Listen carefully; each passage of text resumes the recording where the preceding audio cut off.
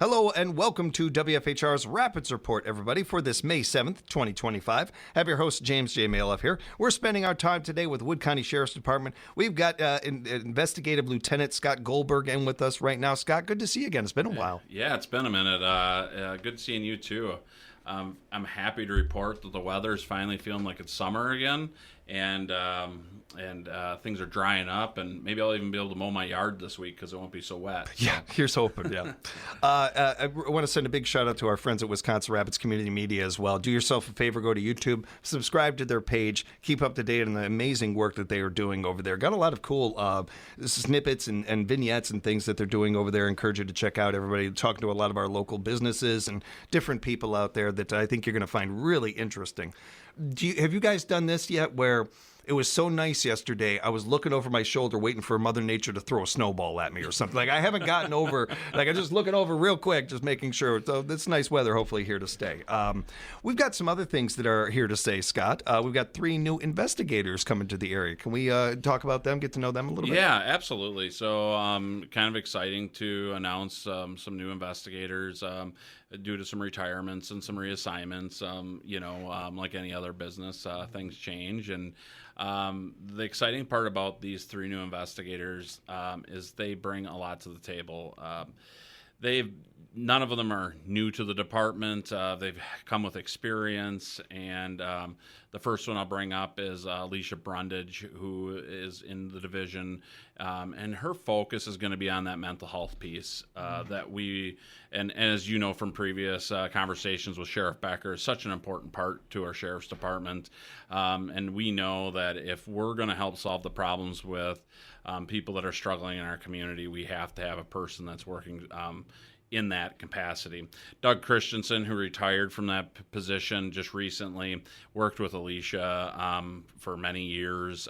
She's had tons and tons of training, continues to train because it's always changing. So, and the more training we can get, the better. So excited to bring her on board. Dan Barris comes from a family of law enforcement. His uncle, actually, Dean Barris, started our computer technology lab at the Sheriff's Department many years ago, and he's since retired many years ago already. His dad was also a police officer for Marshfield Police Department, and his brother's actually a cop in Marshfield Police Department as an investigator up there. So he comes from a legacy of investigators, which is really cool. The neat part about Dan is he's the exact opposite of me. He is very techie. He understands so much about computers, apps on phones. He can navigate through a lot of what our investigations are now, technology through that, and having him on board for that is super exciting. He'll be partnering with Jeremy Keith, who's investigative sergeant already with the department that's kind of focused on computer crimes.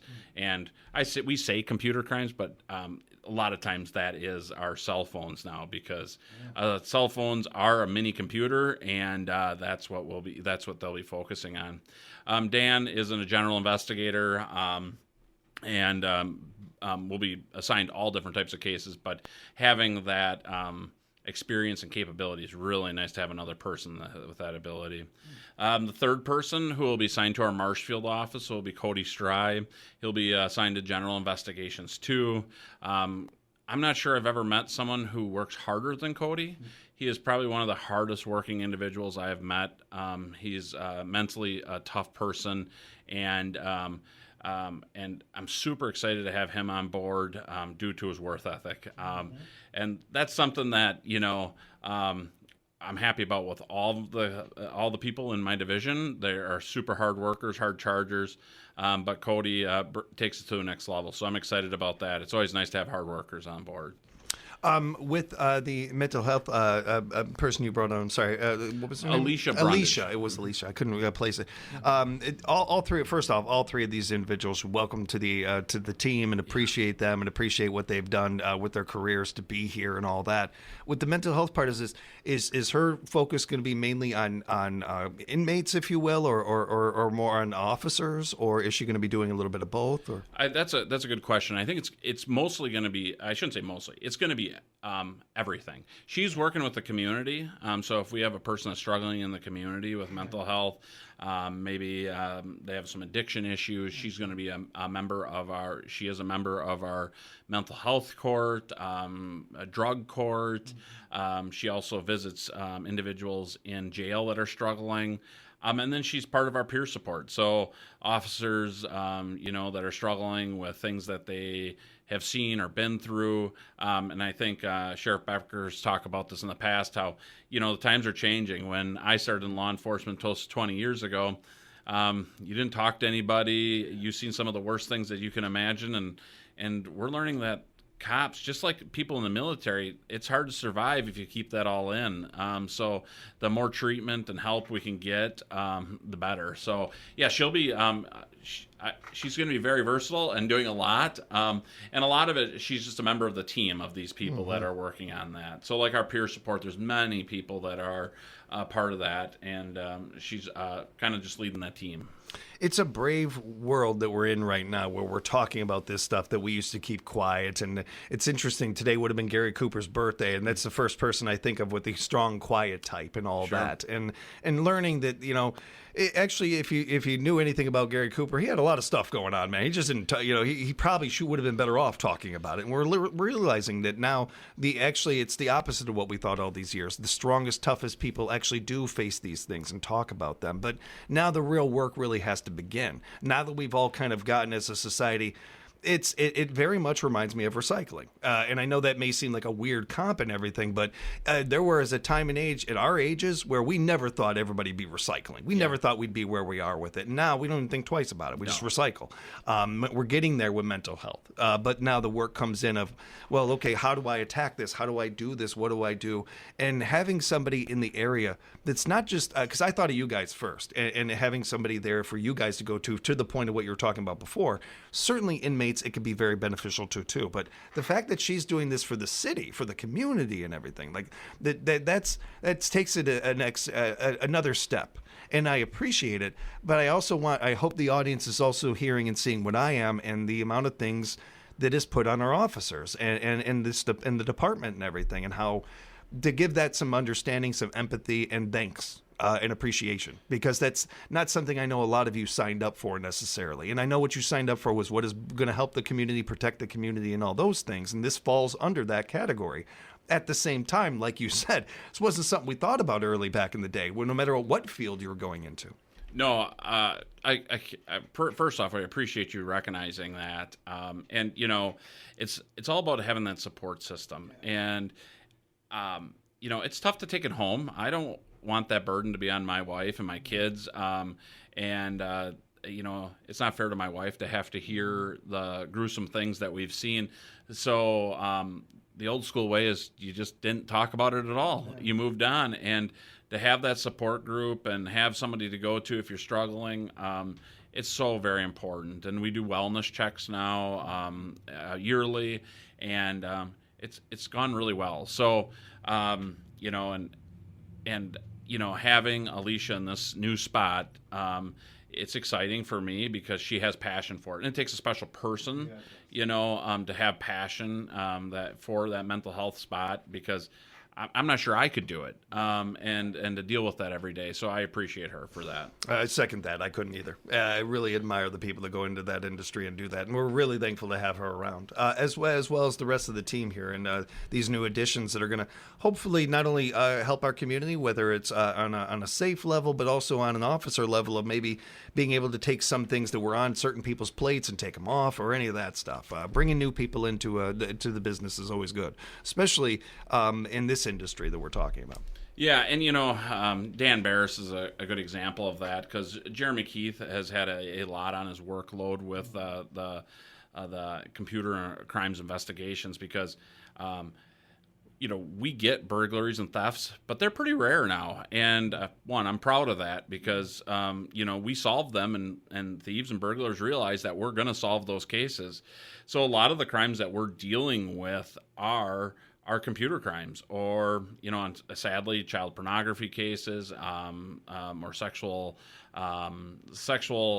crimes that take place through computers or cell phones. And there's a lot in the media about those sorts of things, but that takes man hours to investigate.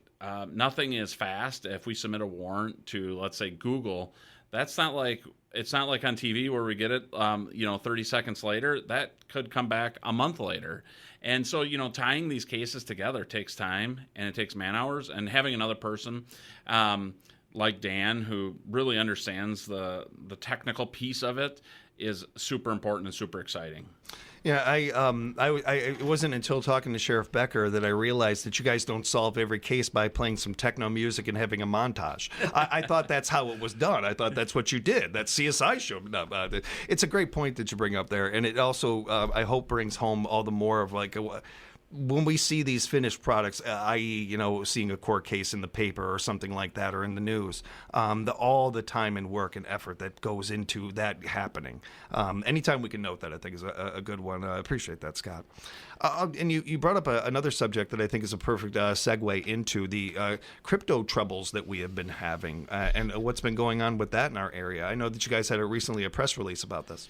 Yeah, so this is really a hot topic across not only the state of Wisconsin, but really the nation. And I want the listeners to really understand what is taking place. So, because there seems to be some confusion about what the scams are, or how people are getting scammed or tricked into losing a lot of money. And so what we're dealing with traditionally with the traditional scams, just so everybody has an example, that's the best way to hand this out, this information out, is a lot of times people will receive either a message on their computer or their phone, and they're a lot of times given they're basically showing that their bank accounts have been compromised.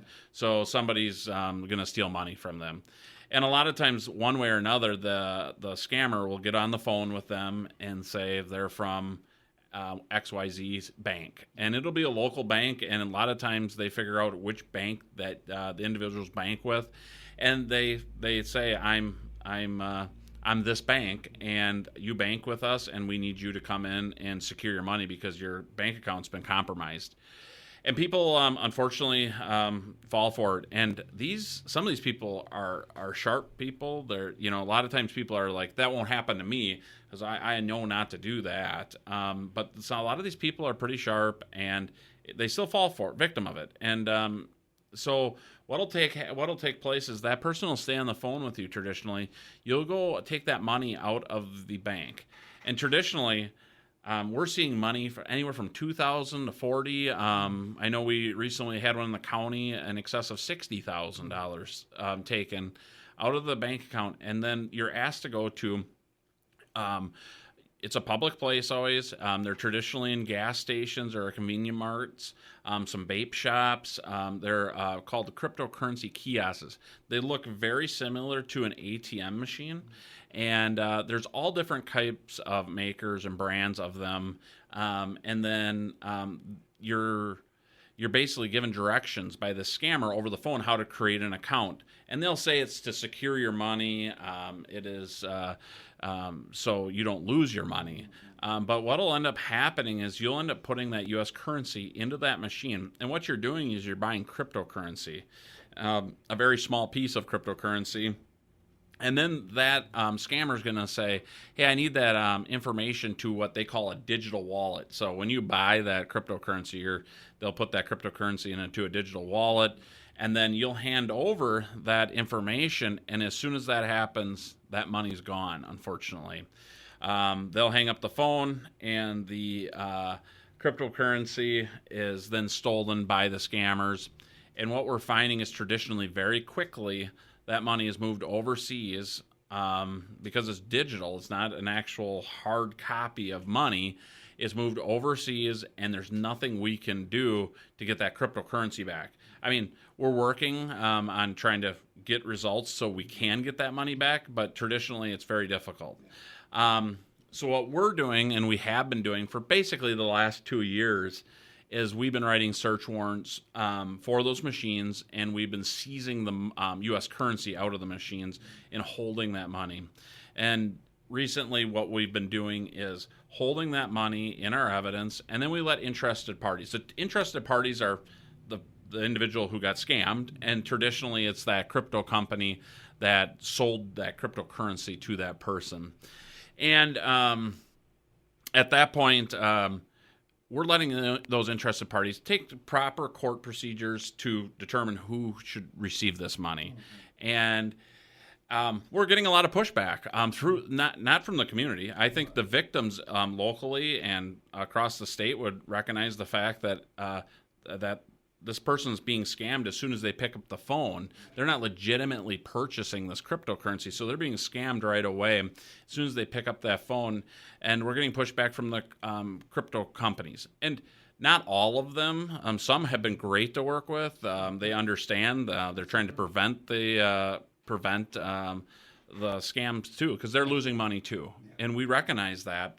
We've had some troubles with recently with a crypto company called Bitcoin Depot, and they've unfortunately been pushing back quite hard. And they did end up they complied with the search warrant, but unfortunately, they haven't been working with other agencies, and they're indicating that's because of us through the Wood County Sheriff's Department. We are more than happy to work with any of these crypto companies. We want a solution, and we've been working towards a solution with our local representatives throughout the state. So we're trying to get a law. Sheriff Becker and many members of the Sheriff's Department have been working with, and not just our Sheriff's Department, the Department of Justice, other Sheriff's Departments have been working towards getting a law that can put some restrictions on these machines. The internet, the great World Wide Web has been the Wild West for a while, and it's going to be, and we're kind of in the early. I know it's been around for a while, but we're still in the early days of figuring this out, whether it's our judicial system or just us as a society and how to deal with these things. I'm only repeating what I've said on the air many, many times. Anytime I hear the word crypto, you lose me. Like, I have no interest. Everything I know about it, and every time we hear about one of these crypto companies, something negative is attached to it, or some kind of scam or something like that. Now, I've done my homework, and I've also been privileged in a job that I get a lot of information about this stuff. So for me, when I immediately, to me, whether it's fair or not, I hear the word crypto, I think scam. And I'm staying away from it and everything. But I'm in such a privileged situation in a place where I'm in a middle ground of understanding enough tech to where I don't get hustled on these things sometimes. Although I have been, worrisome about it, and I've been close to getting caught even with that. And I also have enough people that I can talk to. I have a reach out to all those things. So many of the victims of this are in isolation. So many of the victims of this, these companies, while you think of a big conglomerate or something like that, it's a bunch of, I'm sorry, my words, scumbag individuals getting together that have made a lifetime of being able to look for the weakness, or what they see as weakness in people, or see people that are in a vulnerable situation. They are no different than back in the 1920s or hundreds, the snake oil salesman that came to town and could read and knew the audience. Oh, there's my sucker. Oh, there's my person. And it doesn't make you a sucker. It doesn't make you those things. It just means that you have usually a good heart, or you're trying to do something new with your, you have some fears about the economy, and so crypto seems tempting or something like that. I don't think that there's anybody on that side of it coming to it from a bad place, an understandable place even. But when it comes to the scammers and these people and everything, this is why, to me, that industry will never accomplish anything. They've got too much negative and not nearly enough positive to it. All that being said, when you are in this situation and you are curious, hey, I want to give this a try, I want to check this out, are there telltales? Are there, quote, red flags that like, hey, this is not a legitimate crypto company? Are there things that you and your team are seeing that kind of can give people a little bit of a heads up maybe of that? Yeah. So number one thing is it's very important to know that your bank is never going to call you and tell you to come withdraw money from your bank account to secure it, okay? Because banks, they're insured. And that's the big difference between a crypto company and cryptocurrency and a bank is a cryptocurrency is not insured like federally. But if somebody is telling you to come withdraw money and take it out for security reasons, like your bank's, like you're going to lose money from your bank account and that money needs to be withdrawn, the bank is not going to call you and tell you to do that. So as soon as that would occur at any point, you need to hang up the phone. And then my suggestion is actually call your local PD or sheriff's department. And then the next call should be to your bank to say, hey, this is happening. I need to make sure that my funds are froze so the money can't come or go from it. That's the number one thing, is to actually physically call your bank. Your bank is never going to tell you to come take money out. I will say this, our local banks have been working very good with people. They've been asking a lot of questions. So people that are falling victim of this are coming into the banks and, trying to withdraw, let's say $10,000. And they're asking questions. Why do you need $10,000 cash? Again, the scammers are very good. They're going to give an excuse like tell them that you're buying a car, tell them that you're having a roof job done and you're going to pay cash for it or whatnot. So the banks are, it's your money, so they will give it to you. But at the same time, they are doing a good job preventing a lot of these. And I appreciate that. And I will say a lot of our local gas stations or vape shops, wherever these machines are being held, they're trying to do their part of it too. And they see traditionally it's an elderly person that doesn't understand the cryptocurrency and how it works, putting in a large amount of U.S. currency. They're trying to stop these people from doing it. So we appreciate that and the community's effort in trying to prevent these crimes too. But to touch on the victims itself, and I don't blame the victims at all in this case, because a lot of it is just no different. We're all going to be in that position. Like we talked about before, I'm not as techie as our new generation, and my parents are less techie than me. Yeah. And then my grandparents, God rest their soul, they've all passed, but they didn't have the ability to understand the internet like we all do, or understand how a digital currency works. Yeah. And so very understandable why there's some confusion. We didn't go to when I was in grade school, we didn't have computers until I got to junior high, where we started to learn how to type. Right. Now, my 6-year-old in kindergarten already has computer time at school. So, I mean, it's just a different world. Yeah. And these scammers, it's not a single person that does this. This is like a business that they're running to scam people. So some of the restrictions we'd like to see on these machines, and we're suggesting this to our local lawmakers and at the state level, is it's so important to get restrictions. And a lot of other states, we're one of the few states that don't have any laws on these machines at this time. And that's what we're learning, and we're being targeted now by scammers, because they know other states have law in place. And so the biggest restriction that we would like to see is a maximum amount, a daily amount that could be put on these machines. Let's just say like $2,000. The scammers don't want $2,000; they want $40,000. So $2,000 would be enough to limit it. The other part of this with these machines is they have a very high fee. Usually it's 20 to 30% they take off the top. You can buy cryptocurrency for free. Yes. Through the stock market, That's a great point. I have an app on my phone. It's called Robinhood. Yes. You can connect your bank to it, and I'm not promoting any of these, but at the same time, you could buy it for free. Why would you spend 20 or 30% and lose that? It's important for the public to understand that that if you want to buy cryptocurrency, I'm fine with that. Just do it safely. Yeah. And that's so important. The other restrictions we would like to see and love to see would be similar to like if you put a check in the bank, a large check, which unfortunately I don't get a lot of those in my life. But if I had a $10,000 check and I was going to go ahead and put that in the bank, they're going to put a hold on that check for up to 5 to 7 days.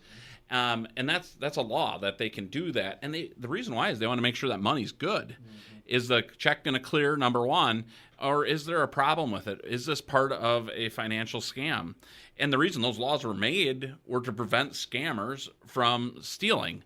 So we would like to see some type of regulations on these types of machines similar to that. The last thing that a lot of other states are getting is if law enforcement's able to prove that money is scammed and moved out of country, and a lot of times that is the case, almost always, that the cryptocurrency companies are on the hook for it. The reason why is we want to work as a team with these companies, and they should want the same things as us. Mm-hmm. And we understand that they're in the business to make money, but at the same time, we don't want it to be off of the hands of vulnerable subjects that don't understand how cryptocurrency works, and through these scammers.